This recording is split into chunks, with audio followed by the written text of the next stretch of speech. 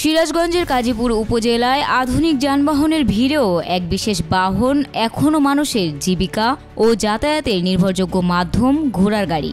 নাটুয়ারপাড়া, ঘোড়াঘাট, চরাঞ্চল ও যমুনা নদীর পাড়ের গ্রামে কৃষিপণ্য, ধান, সবজি, কলা বাজারে পৌঁছে দিতে ঘোড়ার গাড়ির বিকল্প নেই। কাঁচা রাস্তা, ভেজা মাটি ও দুর্গম চরপথে মোটরচালিত যানবাহন চলতে না পারায় স্থানীয়রা এখনও এই ঐতিহ্যবাহী বাহনের উপর নির্ভরশীল। ৬৫ বছর বয়সী চালক রহমত আলী বলেন, চরাঞ্চলে ঘোড়ার গাড়ি ছাড়া কাজই চলে না। পুরো সংসার এই গাড়ির ওপরই চলে। বর্তমানে কাজীপুরের বিভিন্ন চর ও নদী পাড়ে প্রায় ২ শতাধিক ঘোড়া আছে।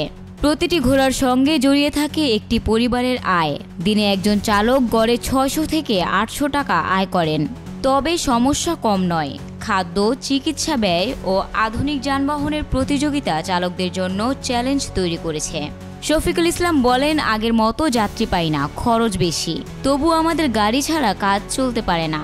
ঘোড়ার গাড়ি শুধু যাতায়াত নয়, বিয়ে, শোভাযাত্রা, সাংস্কৃতিক অনুষ্ঠান ও রাজনৈতিক প্রচারণাতেও ব্যবহার হয়। স্থানীয়রা মনে করেন, সরকারি সহায়তা ও পশু চিকিৎসা সেবা দিলে ঘোড়ার গাড়ি দিয়ে পর্যটন সম্ভাবনা তৈরি হতে পারে।